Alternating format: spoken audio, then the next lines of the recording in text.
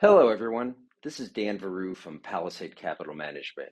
When I last spoke to you on August 28th, I said that the big question for financial markets wasn't if, but by how much interest rates would drop at the September 17th FOMC committee.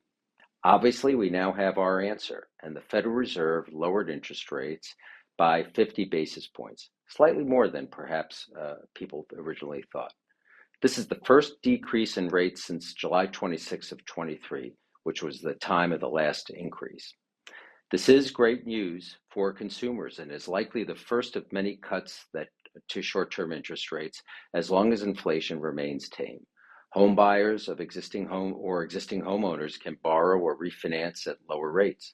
The cut to short-term interest rates is also a positive for companies that have a lot of debt, and as it allows them to refinance at lower rates. As I mentioned, the last increase occurred on July 26th of 23, and the first cut was just this last Tuesday. So it's been more than a year that short-term interest rates have been elevated.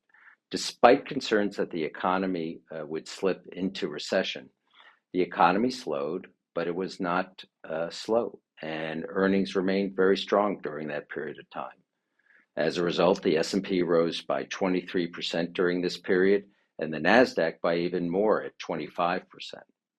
Lagging these returns was the equal-weighted S&P 500, which was up only 13.8%, reflective of the fact that mega-cap technology stocks did the best during this period of elevated rates. Clearly, stocks did very well during this period because the economy stayed strong. So where do we go from here? Well, it's unrealistic to think that stocks will not pause at some point, and the markets have remained very sound during this period of time. On August 28th, I did caution that stocks could be volatile in the month of September and into October, but so far that has not happened, which doesn't mean that it won't happen.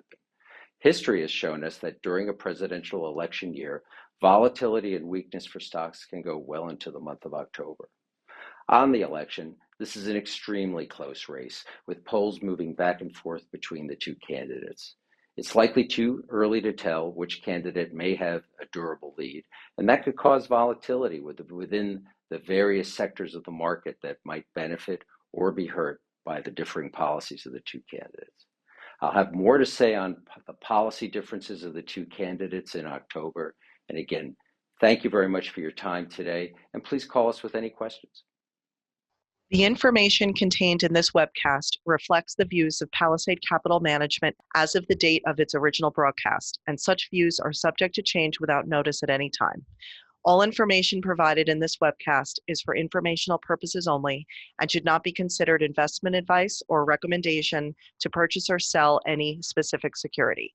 While the information presented herein, including information obtained from third parties, is believed to be reliable, no warranty is made concerning the accuracy of such information. There can be no guarantee that any forecast discussed in this webcast will be realized. Consult your financial advisor before making any financial planning or investment decisions. Past performance is not a guarantee of future results.